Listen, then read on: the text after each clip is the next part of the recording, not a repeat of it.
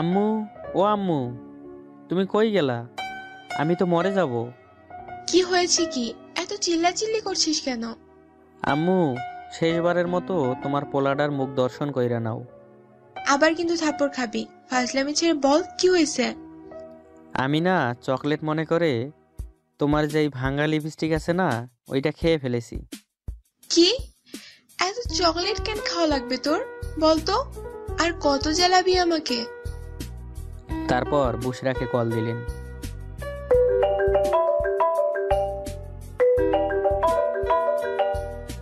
Hello বুশরা, কই তুই? এই তো আন্টি, মেডিকেল থেকে মাত্র বাসায় আসলাম। একটু তাড়াতাড়ি আয় না মা আমাদের বাসায়।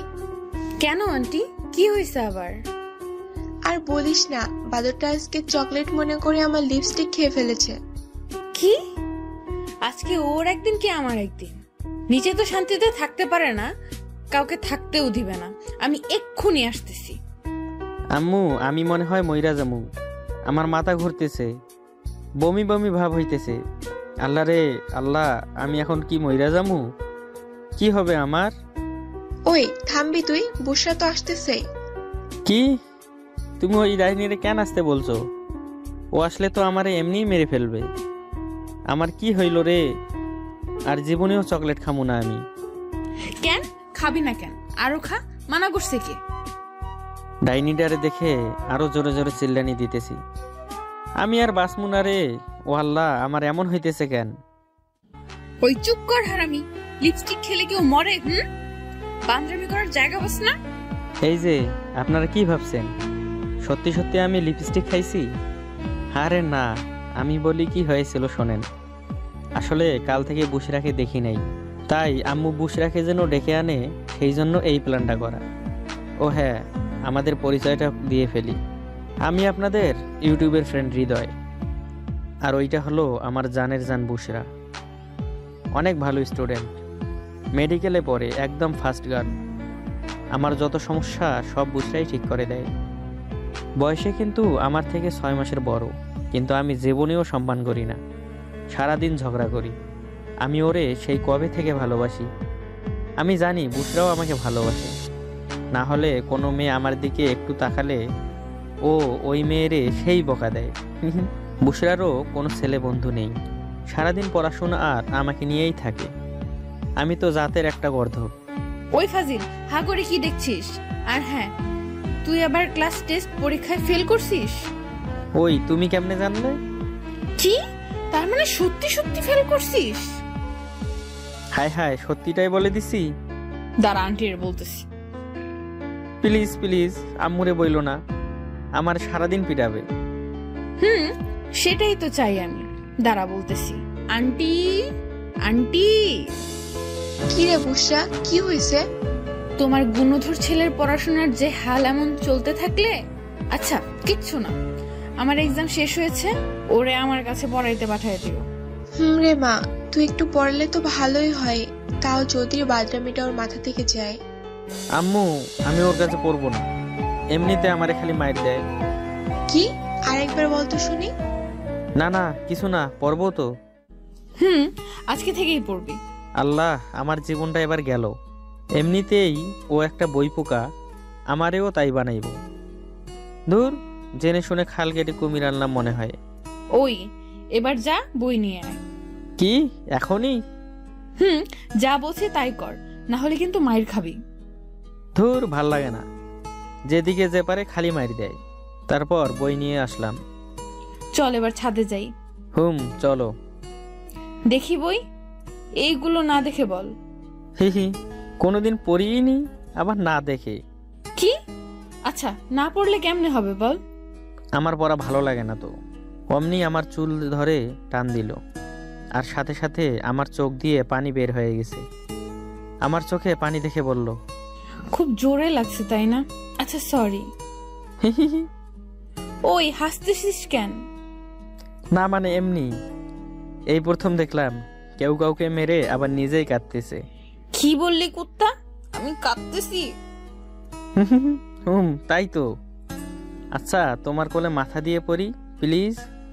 কি জানি একটু ভেবে হ্যাঁ বলল। আমি বুশরার কোলে মাথা রেখে পড়তেছি, হা, কি যে শান্তি! ইস, এমন হলে তো আমি সারা জীবনই পড়তাম। আহা, মাথায় হাত বুলাইও দিতেছে, মনে হয় ঘুমায় পড়বো এখনই। এমন সময় আম্মুর ডাক। বুসরা মা, বাদরটাকে নিয়ে খেতে আয়। হুম, আন্টি আসতেছে। ওই এবার উঠ। ধুর, কেবল একটু পড়ায় মন বসলো, এমন করলে পড়া হয় নাকি? হুম, হয়েছে, এবার চল। ওই খা, এমন ভাবে বসে আছিস কেন? এমন সময় বুশরার মা মানে আন্টি এসে বলল, কালকে ও আর আমি যেন ওর দাদুর বাসায় যাই। হঠাৎ তখন বুশরা বলে উঠল, কিন্তু মা, আমি যাব না। গ্রামে গেলেই সবাই কেমন করে, এত বড় হয়ে গেছিস, অনেক সুন্দর হয়েছি, আমি যাব না ব্যাস। ওই যাবে না মানে কি? আন্টি, আপনি কোনো চিন্তা করেন না, আমি ওকে রাজি করতেছি। কালকে সকালেই আমরা রওনা দিব। তারপর অনেক কষ্টে বুশরা আপুটাকে বুঝাইলাম। ও শিট, এই প্রথম ওকে আমি আপু বললাম। তারপরেই পরের দিন সকালে রওনা দিলাম গ্রামের উদ্দেশ্যে। কিন্তু বাসের মধ্যে পাকাই ফেলছি ভেজাল। আমিও বসবো জানালার সাইডে, বুশরাও বসবে জানালার সাইডে। অতঃপর দুইজনকেই বাস ত্যাগ করতে হলো। রাস্তায় হাঁটতেছি দুজন। আমি এই জন্যই তোর সাথে যাইতে চাইছিলাম না। এবার নে, হাট। আরে বাবা, আমি জানি নাকি বাস কন্ডাক্টর এত খারাপ হইব? তার অনেক পরে আর একটা বাস ধরে চলে গেলাম, কিন্তু তখন অনেক সন্ধ্যা হয়ে গেছে। এমনিতেই গ্রামের পথ, একটু কাঁচা রাস্তা, আর একটু আগে আসলেই নাকি ভ্যান পাওয়া যেত। তাই বলছিল একটা চাওয়ালা, কিচ্ছু করার নাই ম্যাডাম, চলেন হাঁটা দেই। তারপরেই দুজনে হাঁটতে লাগলাম। বিলের মাঝপথে এসে শুরু হলো ঝিঝি পোকার ডাক আর শিয়ালের ডাক। বুসরা ভয়ে একদম চুপসে গেছে, আমার হাত শক্ত করে ধরে আছে। আমি শুনেছিলাম এইরকম রাস্তা দিয়ে নাকি আগে ভূতও যাইতো। অমনি আমাদের সামনে দিয়ে একটা শিয়াল দিল দৌড়। এবার বুসরা আমাকে শক্ত করে জড়াই ধরে ফুবাইতেছে, মনে হয় ও কেঁদে দিবে। তারপরে চলে আসলাম বুসরার চাচার বাড়ি। যেতে না যেতেই সবাই বুসরাকে নিয়ে পড়ে আছে। তারপরে আমরা সেদিন রাতে খেয়ে শুয়ে পড়লাম। আমি এক রুমে, বুসরা আর এক রুমে।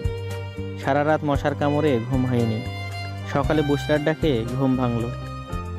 ওই এমন মরার মতো ঘুমাইতেছিস কেন? দুঃখের কথা কি আর কইব, সারা রাত মশার জ্বালায় ঘুম হারাম হয়ে গেছে। তারপরে সকালে খেয়ে ঘুরতে গেলাম। একটু দূরেই একটা নদী আর অনেক বড় ব্রিজ, স্রোতও আছে অনেক। পোলাপান লাফালাফি করছে। আমি আগে থেকেই সাঁতার জানতাম, একটু মজা করি, যদি ওর মুখ থেকে ভালোবাসার কথাটা শুনতে পাই। ওই বুসরা, আমি না তোমাকে হেব্বি ভালোবাসি, যদি না বলো তাহলে ওই নদীতে ঝাঁপ দিয়ে মইরা যাবো। হুম, জানা আছে তোর সাহস, বয়ে গেছে তোকে ভালোবাসতে। সত্যি সত্যি ঝাঁপ দিমু কিন্তু। হুম, দে তো দেখি। যেই কথা সেই কাজ।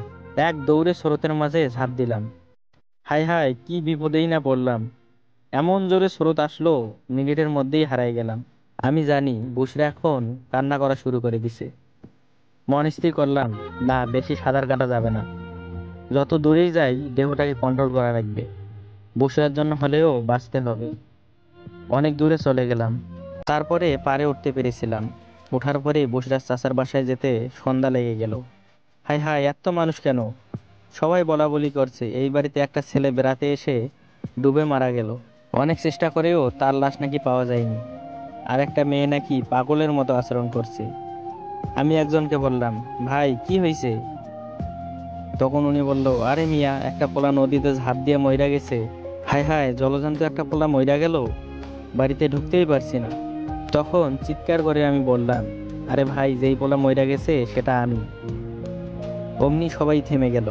হায় হায়, আব্বু আম্মু আন্টি আঙ্কেল সবাই এসে গেছে। আম্মু কেঁদে কেঁদে শেষ, এসেই একটা চর ঠাস। তারপরে আব্বু একটা, আম্মু জড়াই ধরে কাঁদতেছে। আরে যার জন্য লাভ দিলাম সে কই? দেখি বুসরা অজ্ঞান হয়ে আছে। কাঁদতে কাঁদতে এমন হয়ে গেছে। সবাই তো কি বকা দিতেছিল আমারে।